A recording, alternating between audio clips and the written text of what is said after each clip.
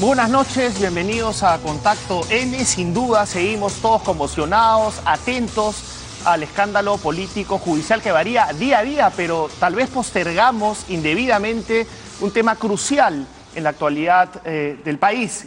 Me refiero al referéndum. Recordemos, en 2 semanas, el 9 de diciembre, vamos a tener que contestar 4 preguntas que no entendemos muy bien, sinceramente. No las entendemos muy bien, no sabemos qué efectos van a tener. Y por eso es que esta noche hemos invitado a un panel bastante interesante, compuesto por el señor Fernando Tuesta, que es un conocido politólogo de la Universidad Católica, el señor Julio César Castiglioni, experto en temas electorales, Adriana Urrutia, que es directora de la Escuela de Ciencia Política de la Universidad Antonio Ruiz de Montoya, y el señor Gerardo Tábara, que es el secretario general de Transparencia. Buenas noches a todos.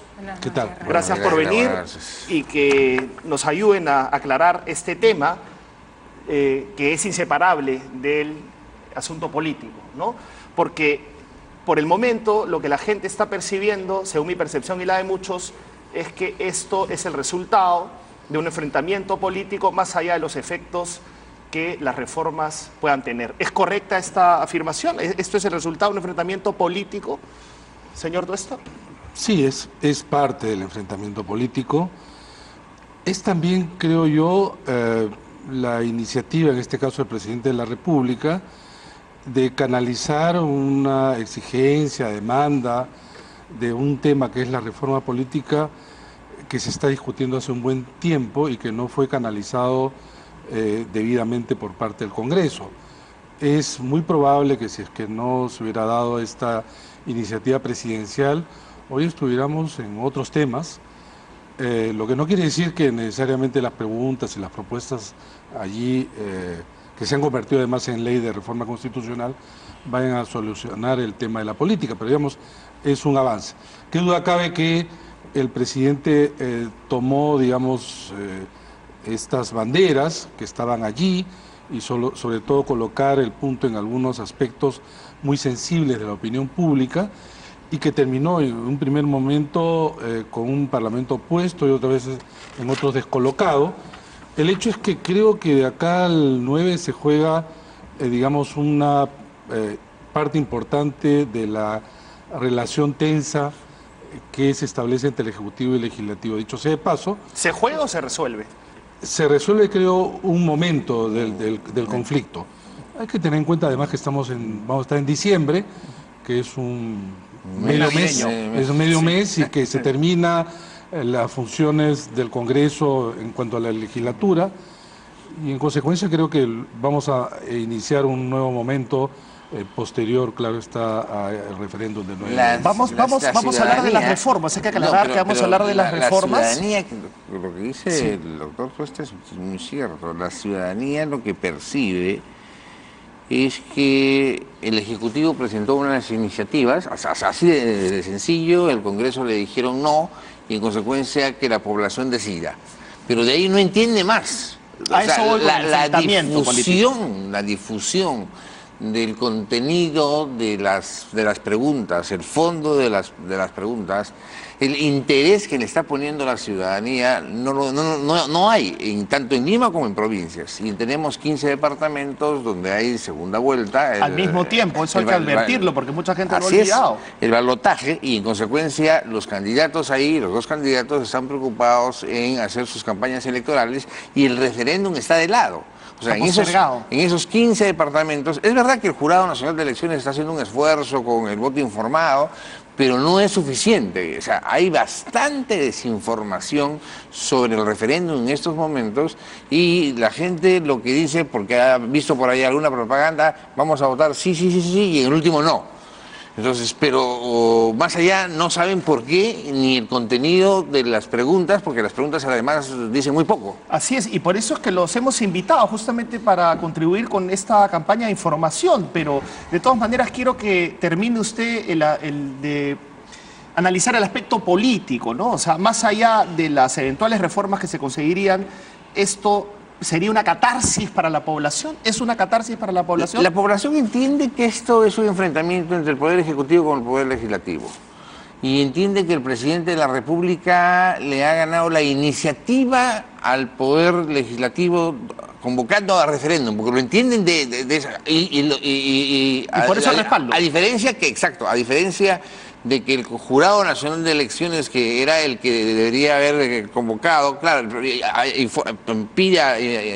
le informa al presidente de la República para la convocatoria, el presidente convoca y entonces la población siente que es un paso adelante del presidente de la República en contra del Congreso. El 66% del presidente de la República no es por gusto, es porque le está sacando una ventaja al Congreso de la República en esta reforma. Ahí quizás lo que habría que recordar y conviene recordar es que en realidad es, como bien decía Fernando, una canalización pero institucionalizada. Quiere decir que el descontento popular que había en las calles desde el 25 de diciembre del año pasado, en fecha en que se indultó a Fujimori, Martín Vizcarra lo recoge el 28 de julio del 2018, tras varios meses en realidad de incertidumbre política. O sea, hay un cambio de presidente, cambio de gabinete ministerial, y él sabe entender ese momento político para volver a traer el juego político hacia su favor, ¿no? ¿Astutamente? Exactamente.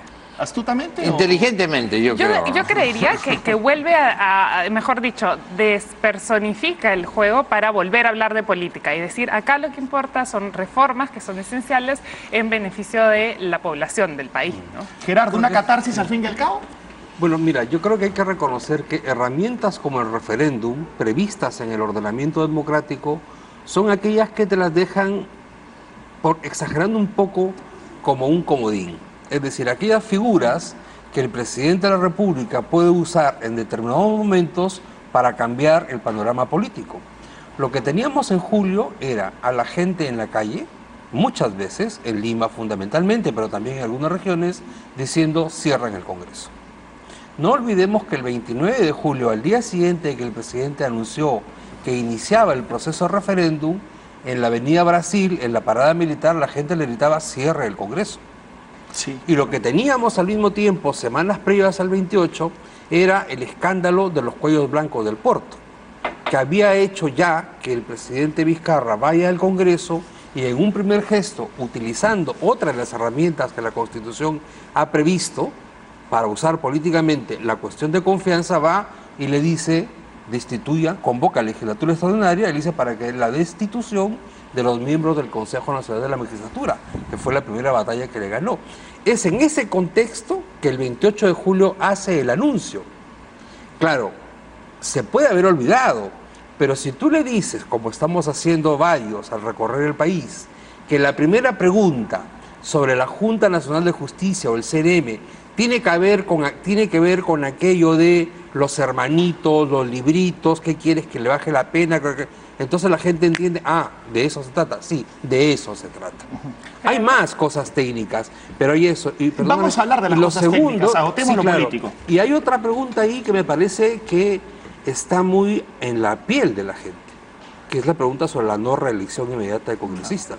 De manera que las cuatro preguntas no tienen la misma complejidad en el entendimiento del elector, digamos, de a pie. Pero basta que una represente este hastío popular, digamos, ¿no? Basta que una de las preguntas represente este hartazgo para que tenga éxito. Sí, y además yo creo que lo que fue interesante del de 28 de julio, y creo que la sensación generalizada era un poco, tenemos un presidente, ¿no? Que este señor que había entrado, se había sentado en el sillón presidencial por un conjunto de circunstancias, era el presidente, ¿no? Y estaba gobernando y dándole, digamos, la línea al país de hacia dónde ir y dónde seguir, ¿no? ¿Y esto ha evitado, Fernando, que haya más protestas callejeras? Porque la población ha percibido que tiene una herramienta para manifestarse. Pero un punto que habría que añadir es que a diferencia de otras herramientas que tiene el presidente para relacionarse o hasta encarar al Parlamento, es decirle a la gente, tú vas a participar en la decisión. Tú eres parte de la decisión conjuntamente conmigo o nosotros. Porque no se ha convocado a referéndum anteriormente, ¿no? Tenemos un primer caso de un referéndum que se va a realizar este 9 de diciembre y que justamente hace, en parte entonces la respuesta, canaliza el conflicto, ¿no? Y es por eso que decía que se va a terminar una fase de este proceso de relación tensa entre Ejecutivo y Legislativo. Sin embargo, también tomando en cuenta lo que se ha señalado acá, ¿por qué no hay ese interés? Por varias razones, creo yo. En parte porque, y tú lo has dicho en la presentación del programa, todos los aspectos que tienen que ver con procesos judiciales relativos a corrupción cubren la coyuntura, ¿no? Nos hemos quejado también en las elecciones regionales y municipales del 7 de octubre. La gente dice no discutía, no, ahora tampoco. Pero ahora es mucho más complicado, porque cada uno de ellos son temas complejos. Pero además hay que añadir lo siguiente. En muchos referéndums, no todos por supuesto, la idea es una alternativa sobre un tema. Acá son varios temas. Varios temas, cada uno, repito, con una complejidad distinta y que no es claro entonces para la gente y por lo tanto lo que hace son algo así como atajos cognitivos, ¿no? Entonces yo no puedo saber todo sobre todo eso, pero entonces voy a fijarme... Como un examen para que no has estudiado. No, ¿sabes qué? ¿En qué sentido? Sin embargo, voy a escuchar a quien yo confío, y está confiando en el presidente Vizcarra. Entonces, lo que diga él, lo voy a seguir. Digo, un porcentaje, otros obviamente se distanciarán. Confían, ¿no?, en la oposición, y ahí estás corriendo el riesgo, siguiendo lo que dice el doctor Cuesta con mucha claridad, estás corriendo el riesgo de que la población vaya a marcar como en la votación presidencial. Que es un proceso mucho más simple. Un referéndum es un ejercicio más sofisticado. La gente tiene que saber por qué está votando. Pero acá no, acá lo que estamos entrando a un riesgo muy alto de que van y marcar aquí de tal manera y ya voté. Sí. Y entonces, y en los lugares, en los 15 departamentos donde hay segunda vuelta, encima va a tener una balota más. Otra balota, sí, entonces, señor Castiglioni. Lo que pasa es que hay una letra chiquita, ¿no? ¿A qué voy? A que en los reportajes que hemos hecho en Cuarto Poder tratábamos de mostrar qué se está aprobando porque, por ejemplo, cada una de estas preguntas implican reformas constitucionales de varios artículos, ¿no? Y es imposible. La bicameralidad, que es la última, vamos a hablar en orden, son como 50 artículos. Entonces es imposible que la población, no es por subestimar a nuestros compatriotas, pero si nosotros, al menos yo, ustedes sí, porque son expertos, no la tengo clara y soy periodista y hago este tipo de reportajes, ¿cómo le puedo pedir a la población que conozca a ciencia cierta por qué está votando? O sea, vamos a tener que asumir que la población no va a saber por lo que está votando. Pero es así. Hay quizás una cosa que habría que añadir es que, digamos, el voto debe ser entendido como una movilización ciudadana, ¿no? Es decir, un ejercicio donde los ciudadanos acuden a votar para ejercer su derecho a ser peruanos, ¿no? Y en el Perú es bien difícil ese ejercicio ciudadano a través del voto por el simple hecho que el voto es obligatorio.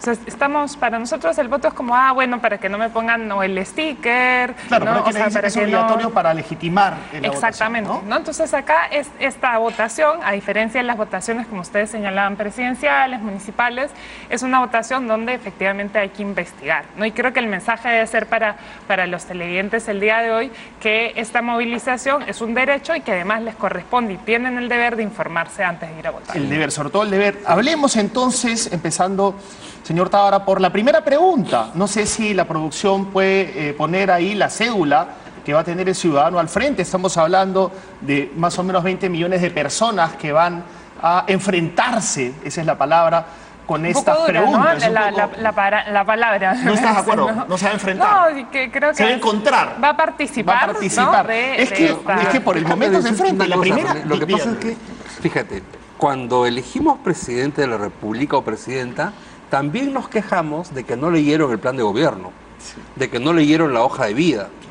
Bueno, y acá no leyeron los 40 artículos de la Constitución. Pero claro, fíjate, tú estás aquí... Que son más aburridos ya, todavía. pero además, la Constitución te dice que la reforma constitucional necesita una legislatura ordinaria donde lo aprueba el Congreso y luego lo ratifica la población a través de referéndum. Es un mix entre la democracia representativa y la participativa.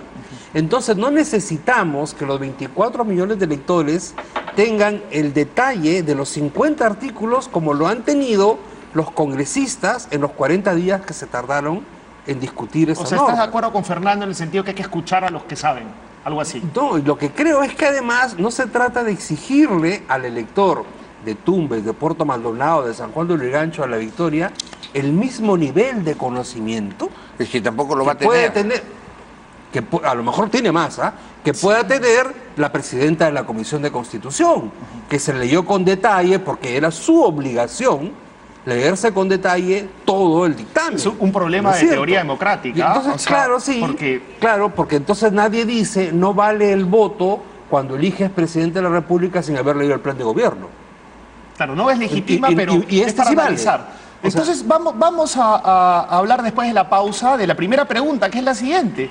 ¿Aprueba la reforma constitucional sobre la conformación y funciones de la Junta Nacional de Justicia, antes Consejo Nacional de la Magistratura? ¿La aprueba o no? Y eso es lo que me inspiró a decir la palabra enfrentar, parece un examen, ¿no? Sí. Pero bueno, vamos a la pausa. Hay que estudiar. Hay que estudiar. Vamos a la pausa y volvemos con la primera pregunta del referéndum, a ver si sabemos todos por lo que vamos a votar. Regresamos con este nutrido panel para analizar la primera pregunta, que la voy a leer de nuevo, y es la siguiente. ¿Aprueba la reforma constitucional sobre la conformación y funciones de la Junta Nacional de Justicia, antes Consejo Nacional de la Magistratura? ¿Sí o no? Vaya que la pregunta, Gerardo, parece de examen de la Católica. Eso significa fácil o difícil. Los de San Marcos eran muy difíciles, esto también.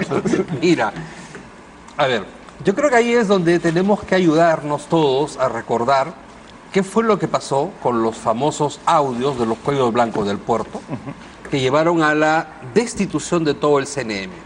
Y hay una cosa que creo que es fundamental. ¿Qué es lo que hace el CNM y hará ahora la nueva Junta Nacional de Justicia? Designar jueces y fiscales. Eso es fundamental. O sea, la misma función. ¿Por qué es muy importante este órgano? Porque designa a todos los jueces y fiscales en el país. Claro, ¿y qué cambia? Nadie lo sabía. Salta a la fama a través de estos audios donde se negociaba sentencias y puestos. Y lo que cambia es la manera de escoger a estas personas que integrarán la Junta Nacional de Justicia. Ya no serán elegidos por los colegios de abogados, los colegios profesionales, las universidades, etcétera, sino que serán seleccionados a través de un concurso de méritos. Y un concurso de méritos que será dirigido por una comisión especial presidida por el Defensor del Pueblo, integrada por el presidente del Tribunal Constitucional, del Poder Judicial, el Fiscal de la Nación, el Contralor General de la República y 2 rectores de universidades nacionales y públicas con más de 50 años de antigüedad. ¿Y garantizan mayor yo creo que con eso lo que se está buscando es garantizar que la Junta Nacional de Justicia esté integrada por destacadísimos profesionales. Pero se supone que pasan a través de un concurso de méritos, porque lo que antes tenías no era un concurso de méritos. O sea, el señor Guido Águila, el doctor Rock, el señor Velázquez, Gutiérrez Pebe, no pasaron por un concurso de méritos. Ya pues, entonces, ellos eran, estos señores que te he mencionado y que fueron destituidos por el Congreso, eran los que ratificaban, por ejemplo, al señor Chávarri. Claro. Pero que también da un examen. Claro, que él da un examen, pero a ellos son los que le subieron 10 puntos, según las denuncias que hay. ¿Se va a evitar esto con la Junta? La idea es que entonces esta nueva Junta Nacional de Justicia sea más estricta, porque ya no representará intereses de los colegios de acá o de los colegios de allá, sino que representará la calidad meritocrática de 5 profesionales. Esa es la idea. Pero esa es la idea. Un defensor del pueblo que no reúne las condiciones es nombrado políticamente por una mayoría parlamentaria y no a todos les gusta. Entonces regresamos a lo mismo. ¿Te parece que esta es la solución? ¿La Junta Nacional de Justicia? Yo creo que lo que es importante ahí es devolverle a la ciudadanía la confianza en las instituciones públicas, ¿no? Y creo que definitivamente el Consejo Nacional de la Magistratura, y a raíz de los CNM audios y sí, digamos, ya es un cadáver, ¿no? Sí, es una institución que no representa, y de hecho que, digamos, 60% o sea, 6 de cada 10 peruanos aprueben esta reforma sin necesariamente conocerla, como bien señalaba Gerardo, implica que hay una necesidad de reforma de las instituciones públicas. Por supuesto, estamos hablando de esa necesidad que se está satisfaciendo, digamos, con esta manifestación de voluntad, pero ¿es la solución técnica? Sí. Yo creo que sí. Sí. Sí. Y voy a decir por qué. ¿Cuál era la composición del Consejo Nacional de la Magistratura anteriormente? Un representante del Ministerio Público en ejercicio, un representante del Poder Judicial, un representante de los colegios de abogados a nivel nacional, un representante de las universidades públicas y un representante de las universidades privadas.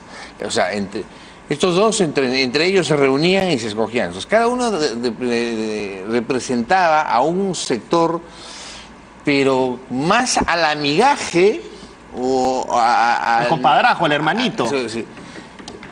¿Y a qué iban ellos? Ellos iban comprometidos con alguien. O con alguien. Hipotecados. Claro, por supuesto. Por ejemplo, el representante del Colegio de Abogados, el señor Guido Aires, el representante del Colegio de Abogados a nivel nacional. El Colegio de Abogados a nivel nacional. Entonces, y además que tenía su escuela de formación y capacitación, claro, para los conflicto de intereses. Sí, entonces, claro. Tenían un compromiso con los abogados que lo habían apoyado. Entonces no podía ejercer su función cabalmente, digamos. Es que no, depende. Si tú has ingresado al cargo, también siempre requieres los apoyos. Has ingresado al cargo, le dices, mire hermanito, tú me apoyaste, pero aquí es otra cosa. Aquí tú vas a tener que dar tu examen, vas a tener que esforzarte, te recomiendo que te prepares, que estudies esto, para que puedas hacer las cosas bien. Pero seguimos hablando, para que respondas, del mundo ideal, ¿no? O sea, es un idealismo, pero siendo un poco pinchaglobos, ¿no estamos cambiando mocos por babas? No creo, yo creo que es un avance, por dos razones. Uno, por lo que ustedes han señalado, que en realidad ahora los consejeros van a pasar por un concurso público de méritos. En principio debe ser con algunas características idóneas, de transparencia, etcétera. Pero además, esta comisión especial que se conforma de manera ad hoc, no se incluye a representantes de instituciones, sino a los titulares de instituciones muy importantes. Uno puede cuestionar uno que otro. Si son elegidos políticamente por el Congreso. No, pero es que, por ejemplo, está el presidente, el defensor del pueblo. No es un representante de la Defensoría del Pueblo, sino el defensor del pueblo. El presidente de la Corte Suprema, el fiscal de la Nación, que algunos pueden objetar, pero el fiscal de la Nación, el presidente del Tribunal Constitucional. Pero además, cuando ya viene... Todo potencialmente criticable, Fernando. Es que mira, el Contralor General de la República. Bueno, pero hay un punto. Es muy difícil que un partido, grupo, etcétera, pueda controlar todo, porque además tienen periodos distintos, forma de elección distinta. Además, ellos no son los consejeros. Ellos van a elegir a los consejeros, que son justamente abogados de profesión, etcétera. Pero además hay un punto que me parece... Ellos van a elegir a los consejeros. Van a conducir el concurso. Pero además hay un punto que creo que hace la diferencia en relación al anterior. Se van a elegir a 2 rectores entre las universidades, para empezar, licenciadas con más de 50 años de fundada. Y esto es un paso distinto, porque en el Perú en los últimos años, 20 años, han proliferado universidades, muchas de ellas incapaces de poder ser licenciadas ahora. Y entonces allá restringe, ¿no? Pero restringes, pero además no hay este juego que sí había de representantes de universidades públicas y privadas, donde tú no encontrabas destacados catedráticos, en general hombres de leyes, si se trata de derecho, etcétera. Entonces, efectivamente, como ha señalado Gerardo, conducen el proceso y van a haber gente, en principio, especializada, para eso entiendo yo que servir va a ser útil, etcétera, y un concurso público de méritos, lo que no tenían los otros. Vamos a hacer entonces una simulación del Parlamento. Entonces ustedes, como expertos, van a votar por el sí, por la pregunta número 1. ¿Sí? Yo no puedo decirte mi voto porque transparencia mantiene su neutralidad. Ok. ¿Tú? A mí me... No, habría que ver, pero yo creería que sí. ¿Que sí? ¿No? ¿Usted? Sí, yo por el sí. Y recomienda votar por el sí, sin presiones políticas, técnicamente. Porque además el doctor Tábara dijo algo anteriormente, dijo que van a nombrar, pero no solo van a nombrar, van a ratificar y van a evaluar. En consecuencia, el sistema de administración de justicia en el Perú, Ministerio Público, Poder Judicial, va a estar en manos de estos notables que van a ser escogidos por otra comisión de notables y de gente muy destacada. Pero uno es notable hasta que deja de serlo, ¿no? En fin. Pero eso, bueno, eso depende de la, claro, de la persona, ¿no? Da para mucho más, lo que pasa es que no nos alcanza el tiempo y tenemos que pasar a la siguiente pregunta, que es tal vez un poco más sexy desde el punto de vista de discusión política, que es: ¿aprueba la reforma constitucional que regule el financiamiento de las organizaciones políticas? Lo estamos viendo todos los días en estos procesos judiciales en donde se toca justamente este tema del lavado de activos, porque no existía la legislación para penalizar el tema de el financiamiento ilegal de organizaciones políticas. Entonces, la pregunta 2 es la siguiente, repito: ¿aprueba la reforma constitucional que regula el financiamiento de las organizaciones políticas? Esto es un avance, lo hemos trabajado en varios reportajes. Sí. En la reforma constitucional que se ha aprobado y se somete a referéndum, hay algunos temas que ya venían en la ley aprobada el año pasado. La bancarización de aportes, la prohibición de aportes anónimos, etcétera. Pero sí me parece que es importante informar que hay dos temas nuevos que tienen especialísima relevancia. Uno es que las organizaciones políticas ya no podrán contratar con recursos privados espacios en radio y televisión. Tendrán que hacerlo únicamente con la franja electoral, el financiamiento público indirecto, es decir, lo que el Estado le compra como minutos a la radio y la televisión y lo distribuye a los partidos políticos. Hablemos claro, es una pérdida para televisión privada. Eso va a suponer una reducción de los costos de campaña bastante significativa. Los costos de campaña en 2016 tenían aproximadamente el 70% en radio y televisión, de una campaña que costó aproximadamente 65 millones de soles según los reportes a la OMP. Ese es un cambio significativo. ¿Cuánto se va a reducir el gasto de campaña en 2021? Lo veremos. Y lo segundo es que se establece por primera vez que las infracciones al financiamiento de partidos tendrán, además de sanciones administrativas, como las multas que hemos conversado N veces, nunca se pagan, sanciones penales. Es decir, se abre la puerta a la tipificación. La Constitución no tiene por qué hacerlo, pero sí una ley que desarrolle en el Código Penal el delito de financiamiento ilegal de la política. ¿Cómo se llamaría el delito?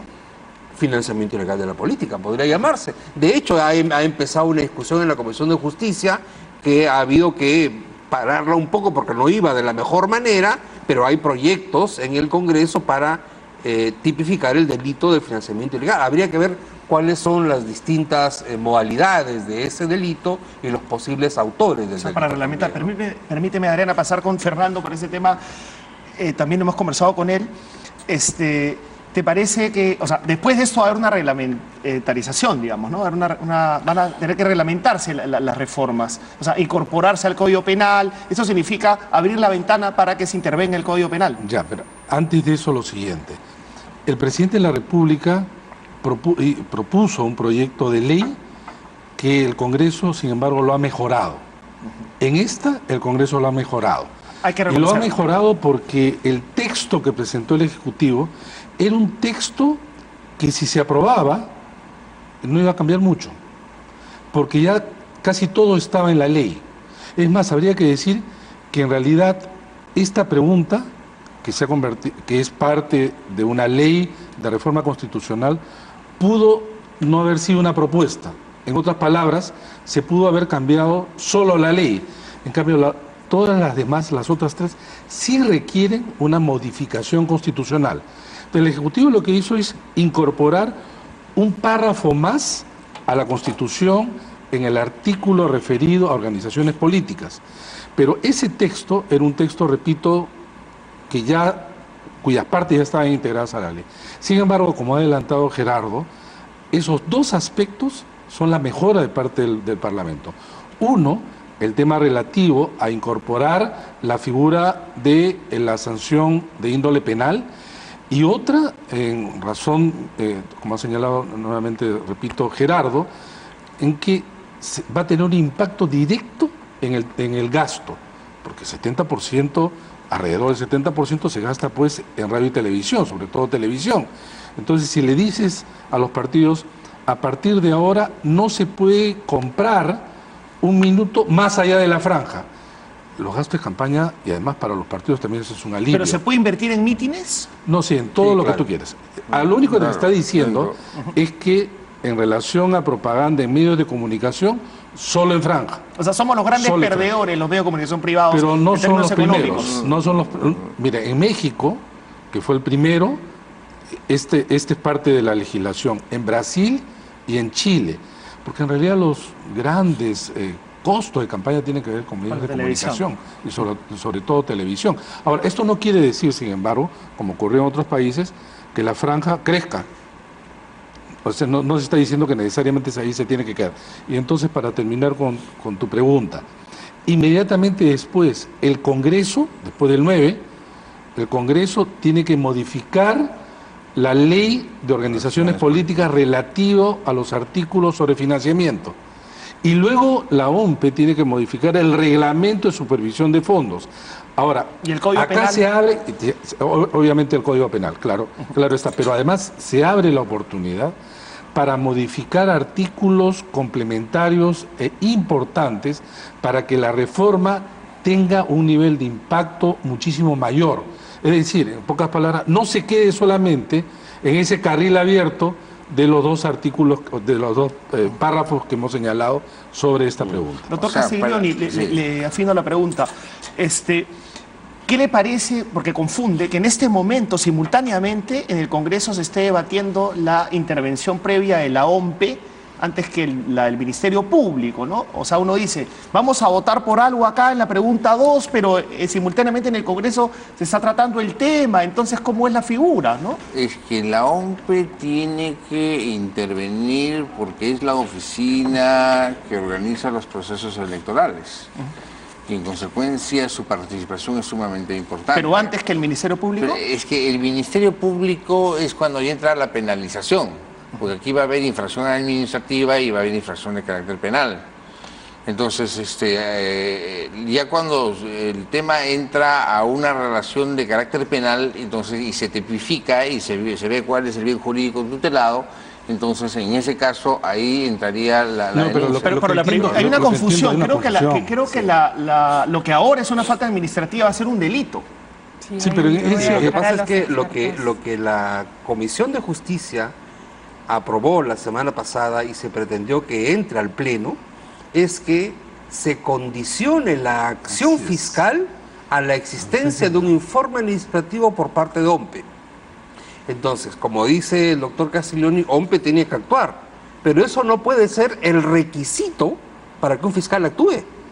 No debería de ninguna manera. Ese proyecto de ley con el referéndum, ¿cómo se engancha? Lo que pasa es que han intentado desde hace varias semanas colocar algunas barreras para que el fiscal no pueda intervenir sobre los partidos. Recuerda que el primer proyecto que se intentó hace algunas semanas fue uno que decía: las organizaciones políticas nunca podrán ser acusadas de organización criminal.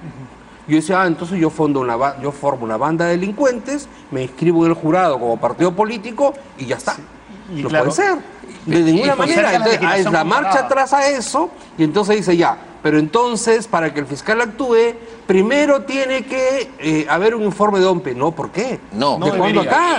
¿Qué es lo que sucede? Pues que si el tema está tipificado como ilícito penal, el fiscal no necesita el informe de OMPE. Sí, Julio César, pero lo que pasa es que el proyecto de ley que tipifica el delito de financiamiento ilegal, tiene eso como candado. Claro, pues por eso. Entonces, ese es el problema absurdo de ese dictamen que quería aprobarse la semana pasada en el Pleno del Congreso. Es increíble eso. Ahí va en contra de la Constitución. Claro. ¿Por qué? Va en contra de la Constitución. Claro que va en contra de la Constitución. El fiscal es el titular de la acción penal. Claro, así es. En consecuencia, si el delito está tipificado en el Código Penal, ya no necesitas a la OMPE. No, son dos cosas distintas. Entonces, ¿el fiscal puede intervenir de oficio? Sí, puede intervenir de oficio. Simultáneamente. Sí, pues claro, o sea, la OMPE hace su tema administrativo y el fiscal interviene de oficio inmediatamente. O sea, no necesitas que se denuncie. O sea, que una cosa en realidad sencilla. Lo que decía este dictamen aprobado en justicia es que efectivamente el fiscal no puede actuar en tanto y en cuanto la OMPE no le entregue, le haga llegar un informe. Para empezar, la OMPE no investiga. La OMPE no investiga. En la supervisión de fondos puede encontrar, digamos, algunas evidencias que puede correr hacia el procurador, al Ministerio Público, lo que fuera.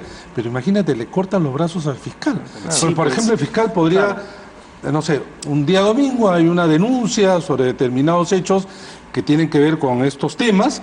El fiscal puede actuar de oficio, no va a decirle, OMPE, vamos a ver qué te parece, hazme un informe. Imposible, ¿no? Es una trampa y yo quiero hacer otra pregunta que tiene que ver yo quería con hablar ciencias políticas. sobre el segundo punto del referéndum. Yo creo que lo que en realidad también debemos conversar con la ciudadanía es que eso va a cambiar la manera de hacer política en el país, ¿no? Yo creo Permítame hacerte una pregunta para que extiendas este razonamiento. ¿Tú crees que eso efectivamente va a cambiar la forma de hacer política? ¿No va a perjudicar la forma de hacer política? Digamos, ¿cómo van a ser los candidatos para esparcir su mensaje, para llegar más a la población, si no pueden usar recursos? Yo creo que en realidad esto cambia las reglas de juego y va a cambiar la manera en que las personas diseñan sus estrategias de comunicación en el marco de las campañas electorales, ¿no? Entonces va a haber que diseñar mecanismos y yo esperaría que en realidad lo que pase es que haya también un retraimiento hacia una vida partidaria más activa, ¿no? ¿Quiénes son mis bases? ¿Cómo extiendo la política de manera territorial y no solo la política de manera mediática, ¿no? En las últimas elecciones hemos asistido a una política muy mediatizada que dependía muchísimo de la tele, de la televisión y de quién controla, no solo la televisión, ¿no? La radio también, pero en fin, de quién controla los medios de comunicación y quién tiene esas oportunidades económicas de acceso a los medios de comunicación, ¿no? Entonces, esto cambia las reglas de juego y va a hacer que los partidos tengan que encontrar otras salidas que los vinculen de manera distinta con quienes constituirían sus bases electorales. Vamos a un corte y regresamos con la tercera pregunta, pero antes del corte, rápidamente, lo que me decía un amigo es que la izquierda maneja a los sindicatos y la derecha tiene plata para invertir en televisión y los grandes beneficiados con esa reforma van a ser los izquierdistas. Bueno, después ya entraremos en otro debate, pero ¿qué es la izquierda y qué es la derecha en este país? ¿No? Pero vamos a la pausa, creo. Es otro debate, otro programa. Bueno, vamos a la pausa y volvemos.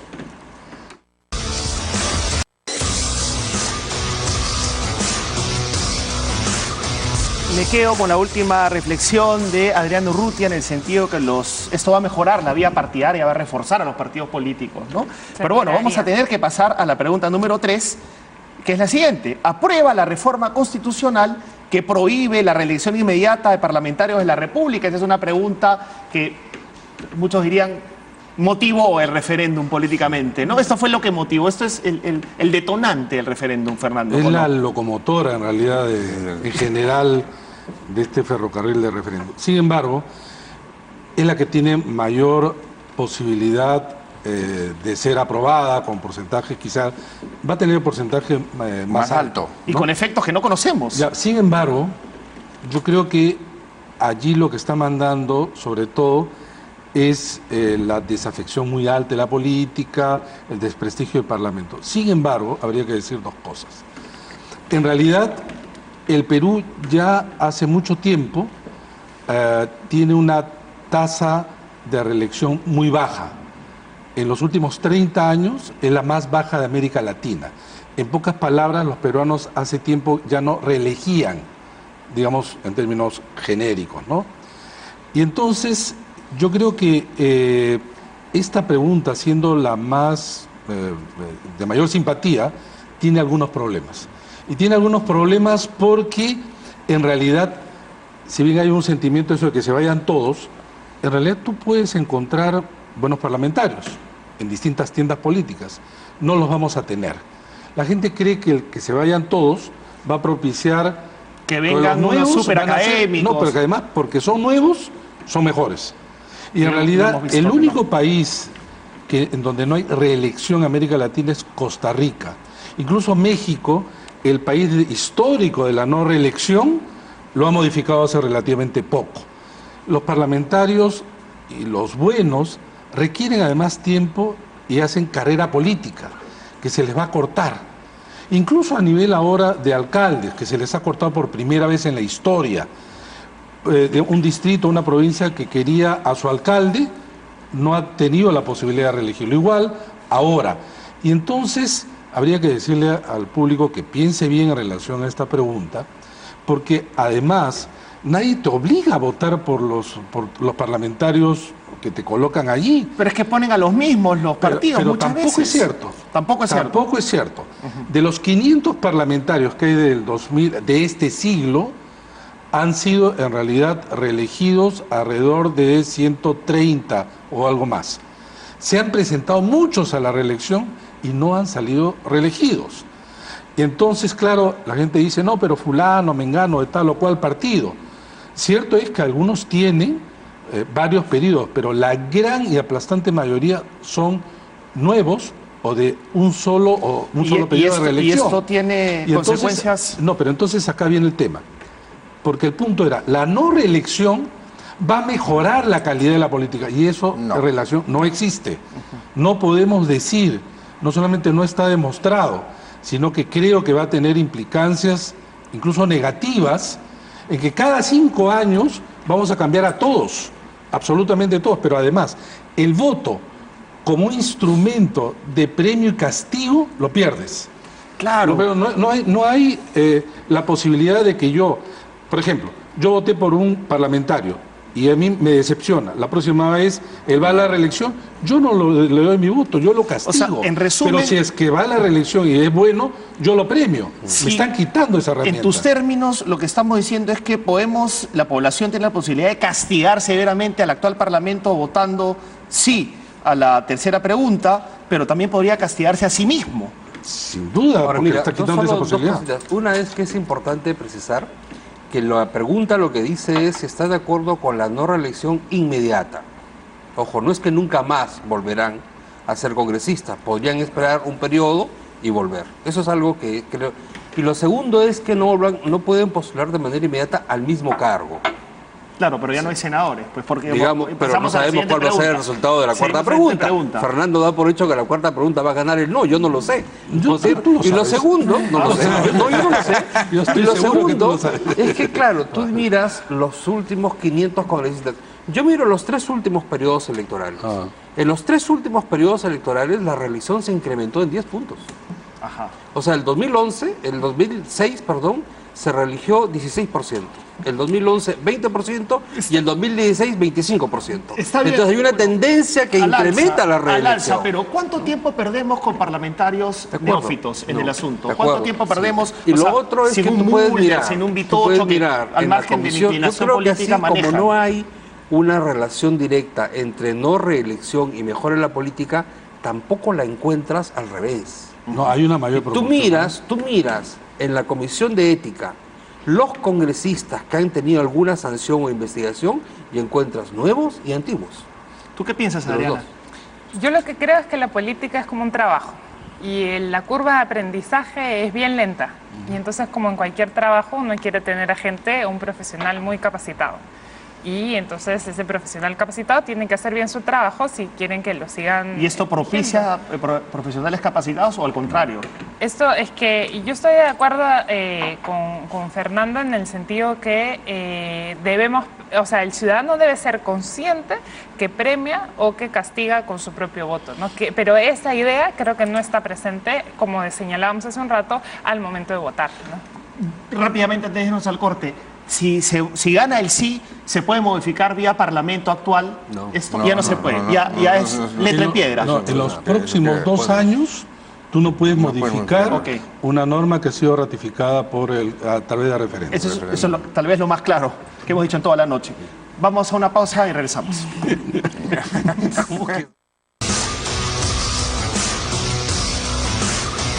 Regresamos ya casi con la cuarta pregunta, pero antes quería terminar el comentario, Fernando, en el sentido de que ¿podríamos tener un peor Congreso que el actual? Siempre podemos tener peor. Si respondemos sí. No solamente si respondemos sí, en realidad en general, también si respondemos no, pero creo que la probabilidad de tener un peor Congreso se da sin reelección, sin la posibilidad, porque en realidad nadie está obligado. O sea, si es que, mira, no todos los congresistas van a la reelección para empezar, ¿no? En segundo lugar, de los que se presentan, la minoría sale reelegido. Porque hay voto preferencial, pues. Porque efectivamente hay voto preferencial. Eso en realidad ayuda en algunos casos a la reelección, a escoger. Pero a lo que quiero llegar es que se corta la posibilidad, sin embargo, con la no reelección, de premiar a buenos congresistas. Una pregunta que se deben hacer los televidentes. ¿Ustedes consideran que hay, aunque sea pocos, congresistas que deberían seguir en el Parlamento? Si dicen sí, en realidad la no reelección no conviene. Si dicen en realidad no a nadie, no le quites pues al otro la oportunidad.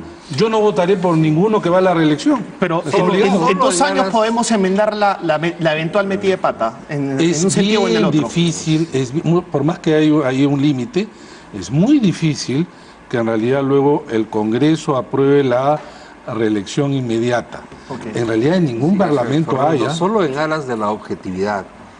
No es exacto lo que acabas de decir, perdóname que te lo diga. El 60% de los congresistas que postuló a la reelección en el 2016 fue reelecto.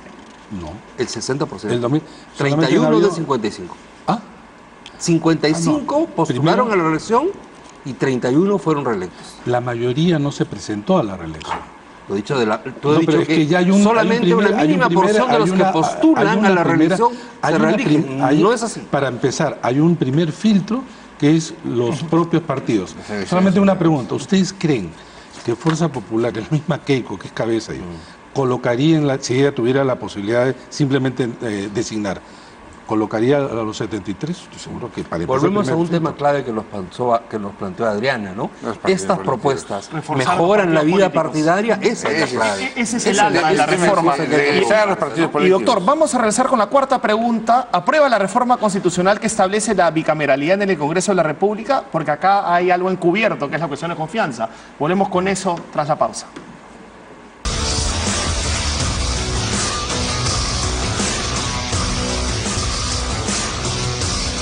Con otra pregunta importantísima. Bueno, todas son importantes, como lo comentábamos, pero esta tal vez un poco más. ¿Aprueba la reforma constitucional que establece la bicameralidad en el Congreso de la República? Y justamente el presidente convocó al referéndum también motivado por la posibilidad de que tengamos un Congreso mejor estructurado, con 2 cámaras. Y, sin embargo, lo vimos recomendando que voten por el no, por otro elemento que estaba encubierto, que es la cuestión de confianza. Pero empecemos con la bicameralidad. Sí, yo creo que era la reforma política. No solamente porque hay un número alto de artículos que se modifican, que son cerca de 50, sino porque los efectos que produce son en diferentes direcciones. No solamente el diseño institucional, sino impacta en los partidos, en la forma de votar. Claro, en fin, senadores, diputados. Muchos. Y el diseño entonces de 2 cámaras, una cámara revisora, en fin. Pero es cierto también que se había avanzado mucho en un aspecto tan complejo como es la bicameralidad.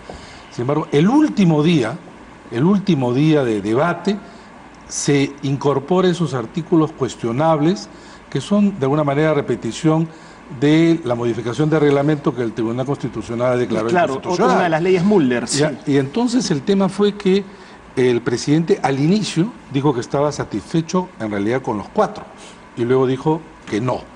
Ha cambiado entonces en razón de estos 2 artículos que señalan se han desnaturalizado la figura de la bicameralidad. Y eso me parece a mí la mayor pérdida. Terminamos con usted, doctor, un segundo. Quería hablar con Gerardo.